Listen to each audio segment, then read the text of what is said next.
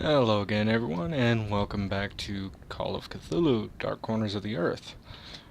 We finally reached the town of Innsmouth, and well, we've got to investigate the disappearance of one Brian Burnham, the kid that was running the local grocery store here. And, yeah, there it is, right there. And, well, that's where we've got to so far. All the backstory and stuff covered. Now we're into the real meat of the game. Uh, as you can see, everybody in this town. That's right. Sprint is sneak.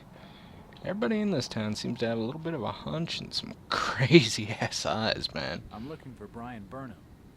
Can't help you. And voices.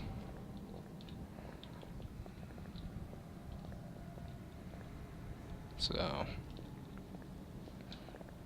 now let's get right to it and go check this place out. See if we can find any clues regarding this kid.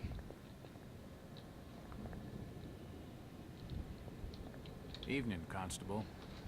Constantly, I'm busy. No time for fucking strangers. I'm Detective Jack Walters. I've been hired by the regional manager of the First National. And I'm Constable Burke, and I'm the law around these parts, and I'm still not talking to you. Now get lost. Move along, outsider. Chit-chatting to him's gonna get me no place fast. Excuse me, Constable. Jack Walters. Robes. Alien robes. What you want? Could you help out a stranger to this fine port? Are you being funny? No. Are not you at being all. ugly? I'm after directions to the First National. I hear they have a store in town. Innsmouth don't take too kindly to them from out of town. Get lost, stranger. Okay, as you can see, the one constable over That here fellow was just stringing me along with a lot of nothing about nothing. took off.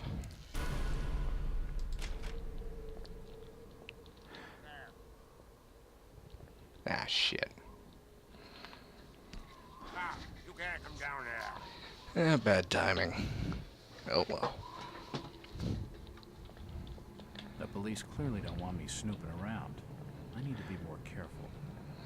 The gist of it is, I just gotta sneak in behind this guy.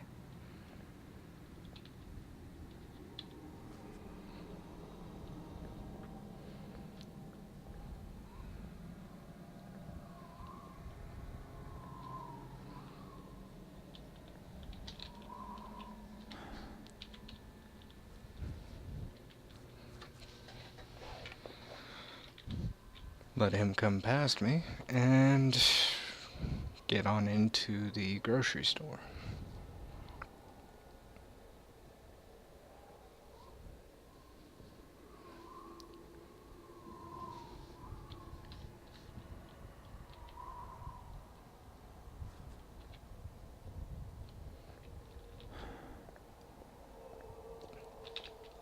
Later ass face, and It's unlocked. yeah. Now, as I said before, I have played a little bit of this game, so, and this part's not so blind. These shelves look light enough to push. Once we get past the store and just a little bit more, that's when I might start getting lost.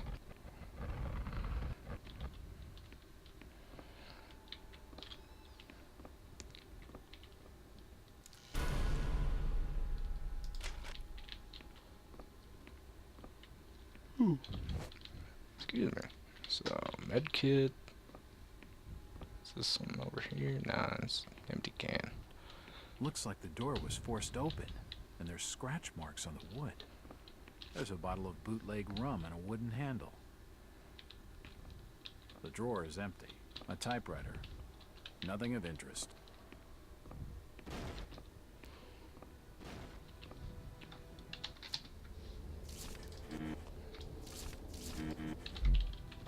It looks like I need some sort of...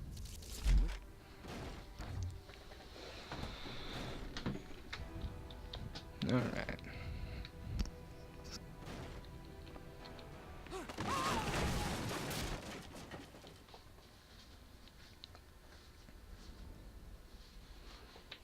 So that's a ladder and a staircase that have collapsed whenever I try to go down them.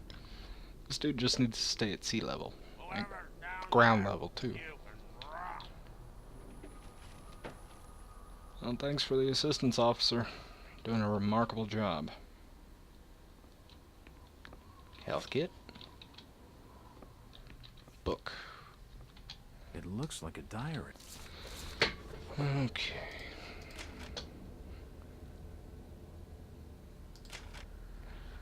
Well, I agree with the locals on one thing. I shouldn't be stuck in this miserable excuse for a town. I can see why nobody comes here, that's for sure. Another slow day at the store. At first I thought people were staying away because First National isn't local, but I haven't seen anyone go into any of the other stores either.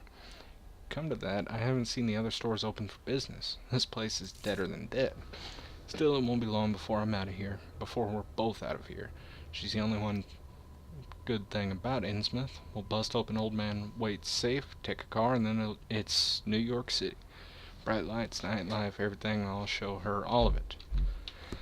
Well, mystery solved. Gotta have some clues. Know where the kid went. Can I go home now?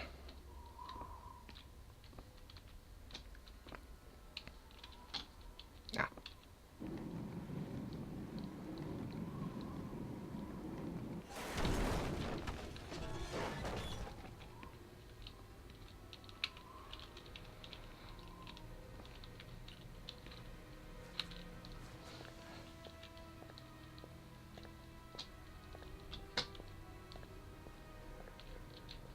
Old photos of Innsmouth. Most of them have faded beyond recognition. Building's seen better days.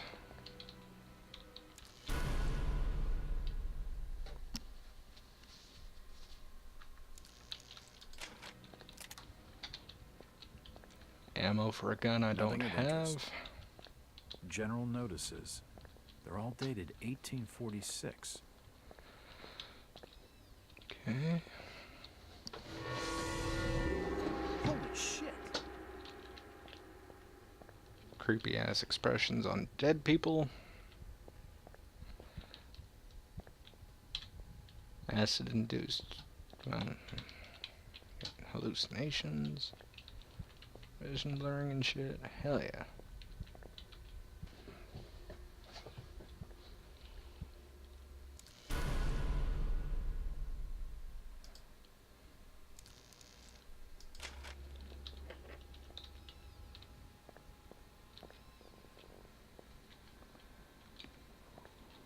Hello, Jack. Do I know you? G-Man. Lucas Mackey. Sorry to startle. Innsmouth doesn't get a lot of visitors. New names spread fast. What are you doing in town, Jack? Hear about the missing Burnham boy? Not bad. I'm a private detective. My client's a friend of the Burnhams. Seen the latest press from Arkham? Your boy's been quite busy. What about you, Mackie? You're obviously not a local. What's your business in town? True enough, Jack. Nothing too exciting, I'm sorry to say. I'm a government factory inspector. They posted me in this rotten hole to check over the old Marsh refinery. Speaking of which, I've got an appointment with the manager, Jacob Marsh. Okay. Maybe I'll catch you later. That's the first friendly face I've seen in this damn town. But I've been in this business long enough to know he's hiding something. I've been in this game long enough to know that eventually we're gonna find out what that is. You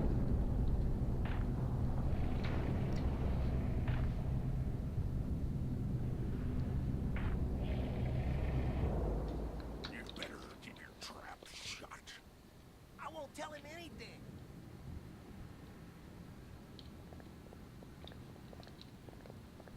So that's the roof that whatever that creature was looking at us from.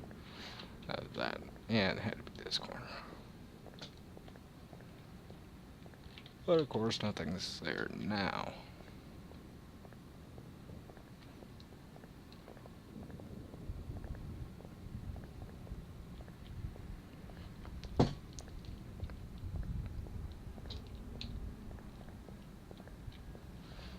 Yeah, if those door locks are supposed to stop these guys, I don't know. Every one of these dudes, okay, not every one of them, but most of these people are kind of big.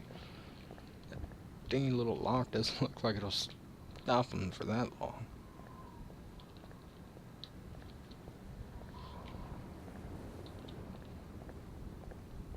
Especially those damn cops, man. They had to plow right through those doors.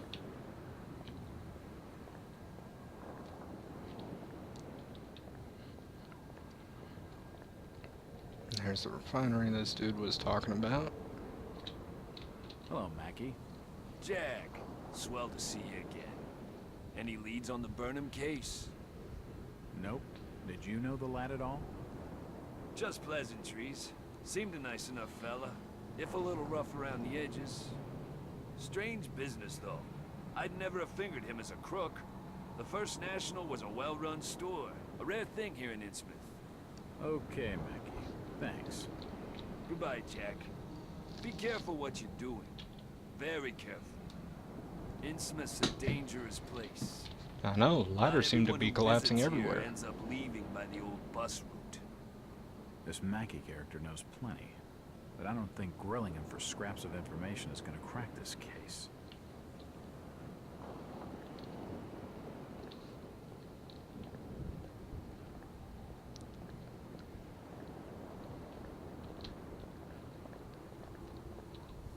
The only non-deformed person in this town. The name's Jack Walters. It's a pleasure to meet you, Miss... Miss will do for now. Welcome to Innsmouth, Mr. Walters. Thanks, I think. Take my advice. Do what you must and then leave. Tonight.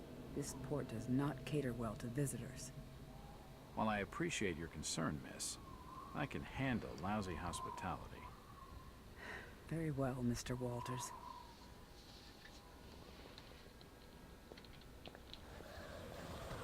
This doll seems more open than some folks around these parts, but she isn't going to talk to me right now.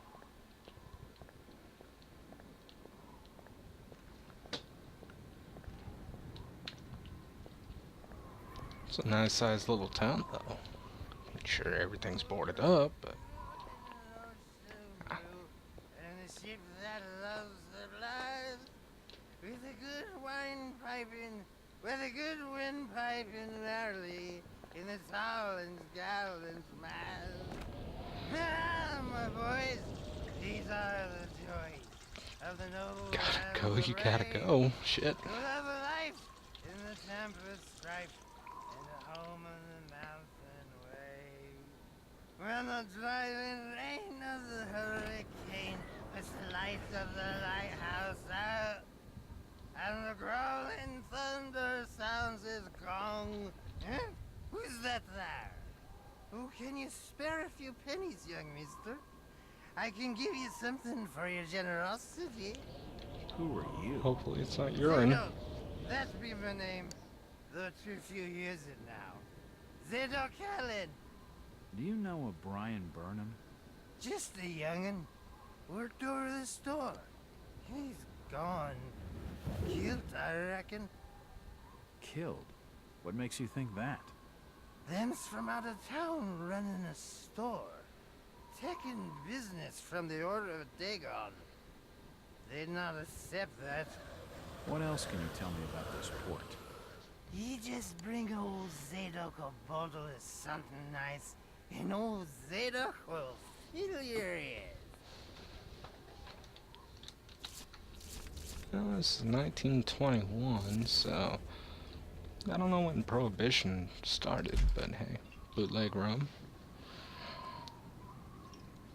I'd assume it's going on now, but Why, you're uncommonly kind, young feller. Here'll be a little something in gratitude that may help you in your search. with a bar right there that's pretty loud about being a bar.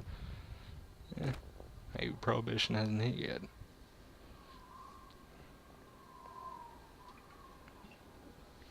Ah, now you be calling me crazy. Like them that's there rumoring and anchoring in Lipswich. But old Zadok's seen all manner of wicked things since before you was born.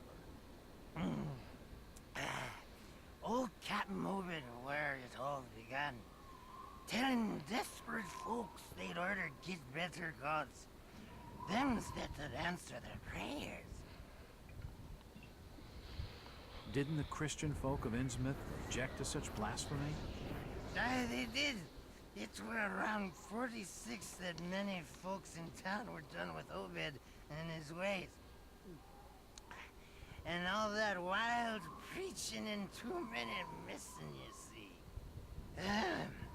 A party of good folk followed Captain Obed's crowd out to the reef. Shots were fired. Next day, Obed and 30 of his followers were in jail. And for weeks all were quiet, till that artful night of 46. Them's out outside reckoned out it being a riot, but I'd seen them, swarms of them. Look, old man, I don't have time to listen to these fishing tales. Was a massacre. The jail thrown open, mounds of the dead and the dying, shooting and screaming and shouting all across the town square. Come morning, the mess was cleaned up. Old Obed and his family takes charge, they did. Folks were told to keep shy as strangers if we were knowing what was good for us. Zadok, who did all this? Who did all this? Said the old captain was now deeper in debt to his heathen gods. They were hankering for more than just sacrificing. Obed told folks they had to take the oaths of Dagon. What the hell are these oaths? And he just falls into his own pool of urine. About oaths of Dagon. Aye, he took the third oath. Just head over to his hole in the dark street. Then you'll see, for definite. He's given me a key to the town poorhouse. It could come in handy. Alright, so we got a little bit more backstory about the town. You got a homeless guy living here and sitting in his own piss. It's awesome. You got a key, and some of this just doesn't seem to make sense, because I mean, this should be 1921, and he's talking about a massacre in 46, so this guy would have to be in his 80s or 90s? I don't know. But I'm going to go ahead and call this an episode, and we'll pick up from here. Thanks for watching.